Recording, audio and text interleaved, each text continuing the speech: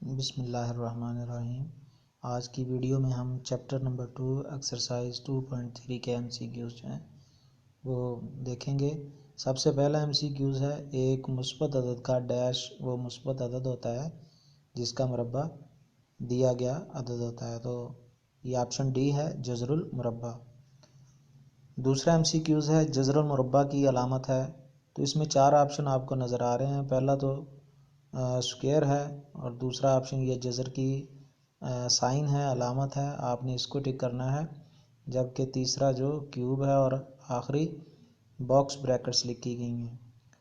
तीसरा एमसीक्यूज है, कुदरती अदाद का जज़रुल मुरब्बा मालूम करने के कितने तरीके हैं? वो 2 तरीके हैं। कौन कौन से हैं? एक तो हम तजज़ी वाला तरीका है जिसको फैक्टराइजेशन कहते हैं, और दूसरा डिवीजन वाला तरीका है बजरिया तकसीम। चौथा एमसीक्यूज है, आम कसर का जज़रुल मुरब्बा मालूम करने के कितने तरीके हैं? उसके भी 2 ही तरीके होते हैं। एक ये तजज़ी वाला होता है और दूसरा बजरिया तकसीम या डिवीजन मेथड जिसको हम कहते हैं। तो ऑप्शन ए इसका दुरुस्त है। पांचवा एमसीक्यूज देखिए, किसी अशारी का या कसरे अशारिया का आप जज़रुल मुरब्बा मालूम करना चाहते हैं तो इसके भी 2 ही तरीके होते हैं। या तो आप उस अशारिया को ख़त्म करके उसके बटा लगा लें, डिनोमिनेटर लगा लें, फिर उसको आप अलग अलग जो है उसका फैक्टराइजेशन करें, या फिर आप डिवीजन वाले तरीका के साथ भी इसका जज़रुल मुरब्बा मालूम कर सकते हैं। तो इसके भी 2 ही तरीके होते हैं।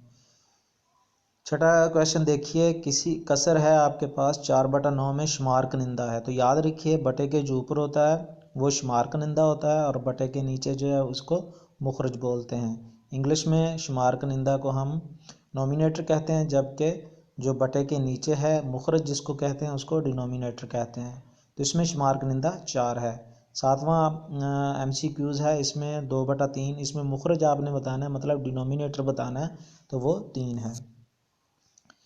इसके बाद 8वीं मरूज़ी देखते हैं जी। एक कसर का जज़रुल मुरब्बा शुमार कनिंदा के जज़रुल मुरब्बा को मुखरज के जज़रुल मुरब्बा से तकसीम करने से हासिल होता है। कि आपका शुमार कनिंदा ऊपर होता है बटे के और मुखरज जो है वो बटे के नीचे होता है। तो हम यहाँ पे कौन सा अमल करेंगे? फिर तकसीम का ही अमल हो रहा है ना, तो ऑप्शन ए आ जाएगा।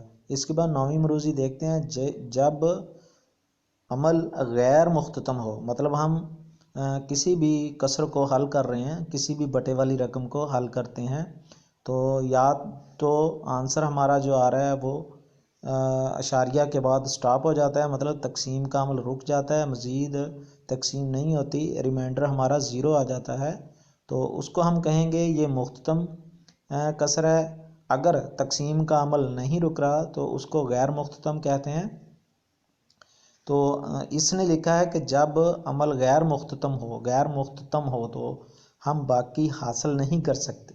तो क्या नहीं कर सकते? ज़ीरो, क्योंकि जब अमल ही नहीं रुकेगा तो नीचे ज़ीरो, रिमाइंडर में ज़ीरो नहीं आएगा। रिमाइंडर जब ज़ीरो आता है तो इसका मतलब है तकसीम का अमल स्टॉप हो गया है। उम्मीद है ये पॉइंट जो है आप समझ गए होंगे। 10वां एमसीक्यूज है, अगर हम वो अदद जिसका मुरब्बा x है मालूम नहीं कर सकते तो x का अंडर रूट ये क्या कहलाता है? तो वो गैर नातक होता है। क्योंकि अगर कोई अंडर रूट के नीचे कोई ऐसी रकम मौजूद है जो कि परफेक्ट स्क्वायर है, उसका तो हम जज़र मालूम कर सकते हैं। तो इसका ऑप्शन जो है वो सी आएगा, गैर नातक अदद। 11वां एमसीक्यूज है, अगर मुकम्मल मुरब्बा में n अदाद की तादाद हो तो इसके जज़रुल मुरब्बा में शामिल होते हैं। n पहला ऑप्शन है n/2 अदाद अगर जुफ्त है, अगर ताक है तो हम n जमा एक, ये फार्मूला बी में गलत लिखा हुआ है, n जमा 1 आएगा, ये 2 लिखा है इसने, बटे में 2 है। या तीसरा ऑप्शन है ए और बी दोनों ही। मैं ये आपको समझा देता हूँ कि वो ये पूछ रहा है कि अगर आपको कोई रकम दी जाए, आपने उसका जज़रुल मुरब्बा लेना है जिसको हम सादा जज़र भी कहते हैं, अगर तो उसमें अदाद की तादाद जुफ्त है तो आपने फार्मूला इस्तेमाल करना n/2। n क्या है? उन अदाद की तादाद है, आप वो काउंट कर लेंगे और 2 पे उसको तकसीम कर देंगे। अगर अदाद की तादाद ताक है तो फिर आपने जो फार्मूला इस्तेमाल करना है वो n/1/2 वाला करना है। इसने बी ऑप्शन में जो 2 लगाया हुआ है ना ऊपर, वो गलत है, इसमें आएगा n/1/2। तो ऊपर उसने जो पूछा कि n अदाद की तादाद हो तो हम इसके जज़रुल मुरब्बा में शामिल होते हैं, तो हम ये दोनों ही लिख देंगे, ए और बी दोनों ही। इसके बाद 12वां देखिए, 225 का जज़रुल मुरब्बा मालूम करना है। तो ऑप्शन दिए गए हैं 15, 24, 40 और 80। तो ये मैं आसान सा आपको एक ट्रिक बता देता हूँ कि 225 के एंड में 5 है, तो अगर हम 15 को 2 दफ़ा ज़रब दें, 15 ज़रब 15, तब भी एंड में 5 आता है। अगर 24 को हम 2 दफ़ा ज़रब देंगे तो एंड पे 6 आता है आंसर में। तो हमारा ना जवाब बी हो सकता है ना सी हो सकता है। 40 को अगर 40 से ज़रब दें तो एंड पे 0 आता है, और 80 का भी इसी तरह है। तो आपका ऑप्शन जो है वो 15 है। अगर आप पड़ताल करना चाहते हैं तो 15 को 15 से ज़रब दें, आपका आंसर 225 ही आएगा। इसके बाद 13वां मरूज़ी देखिए, 576 का जज़रुल मुरब्बा मालूम करना है। ये भी आप उसी तरीके के साथ कर सकते हैं कि एंड पे 6 है, तो जो ऊपर आपको 4 ऑप्शन नज़र आ रहे हैं उसमें 24 ही ऐसा अदद है जिसके एंड पे 4 है, और 4 जब 4 से ज़रब खाएगा तो 16 आता है। ठीक है, या आप फिर 24 को 24 से ज़रब देकर देख लें, या उसका जज़र मालूम कर लें। मैंने ये एक शार्ट आपको कुलिया बताया है कि आप इस तरीके के साथ ढूंढ सकते हैं। उसके बाद 1000 या 1600 का जज़रुल मुरब्बा मालूम करना है, तो ये 40 आ जाएगा इसका। और 625 का जज़रुल मुरब्बा 25 आएगा। ये भी आप यही ट्रिक यहाँ पे इस्तेमाल कर सकते हैं कि एक 25 है, एक 32 है। 32 को 32 से ज़रब दें तो एंड पे 4 आता है। 123 को 123 से ज़रब देंगे तो एंड पे 9 आएगा, जबकि हमें 625 चाहिए। तो वो किससे आएगा? 25 ज़रब 25 से ही आता है। इसके बाद 16 आपका MCQs है। 1024 का जज़रुल मुरब्बा लेना है। आप यहाँ पे भी यही ट्रिक इस्तेमाल कर सकते हैं। 32 को जब आप 32 ज़रब देंगे तो आपका जवाब क्या आएगा? 1024 आएगा। इसके बाद 17वां देखिए, 15,129 है। तो इसका आंसर आप इसी ट्रिक के ज़रिए मालूम कर सकते हैं कि 123 को जब आप 123 से ज़रब देंगे तो आपका यही आंसर आ जाएगा। 18वीं मरूज़ी देखिए, 9/16 का जज़रुल मुरब्बा लेना है। तो 9 का जज़र जो है ऊपर 3 आ जाएगा, और 16 का जज़र जो है वो 4 आ जाएगा, क्योंकि जज़र की ये ख़ासियत है कि वो तक़सीम में और ज़रब में अलग अलग लिखा जा सकता है। इसके बाद 19वीं MCQs है। ये एक मखलूत कसर है, 1 से ही 11/25। सबसे पहले तो आप इसकी जो है क्या कहते हैं, मखलूत कसर को आम कसर में तब्दील पहले करेंगे, सहियाँ तोड़ेंगे इसके।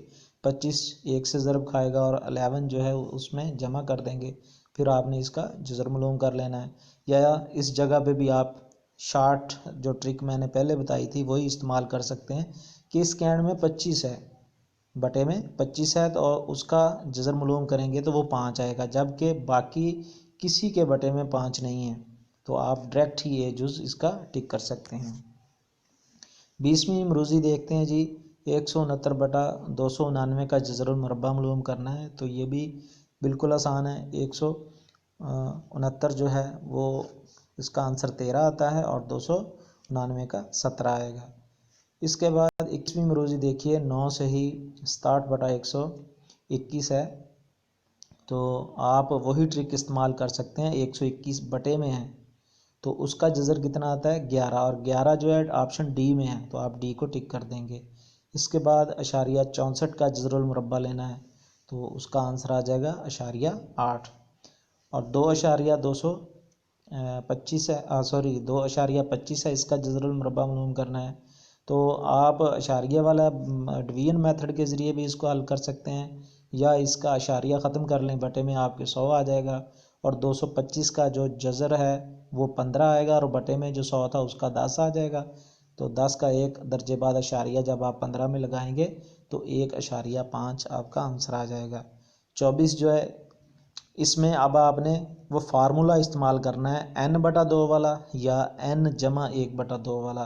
तो इसमें 24वां जो क्वेश्चन है इसमें आपको 5 अदाद रकम के अंदर नज़र आ रहे हैं, तो ये ताक है। तो 5/1/2 6/2 हो जाएगा और 3 आंसर आता है, तो आप बीच उसको टिक कर देंगे। इसके बाद 25वां है, इसमें ये कितने अदाद पे मुश्तमल है, तो देखिए इसमें आपको 7 नंबर नज़र आ रहे हैं, तो ये भी ताक है। तो आपने फार्मूला कौन सा इस्तेमाल करना है, n/1/2 वाला। तो n 7/1 8 हो जाएंगे और बटे में 2 है, तकसीम करेंगे तो आपका जवाब कितना आ जाएगा 4। सी ऑप्शन जो है आप इसको टिक करेंगे। उम्मीद करता हूँ कि आज की वीडियो पसंद आई है। अगर पसंद आई हो तो मेरे चैनल को लाइक कीजिए और सब्सक्राइब कीजिए। अल्लाह हाफिज़।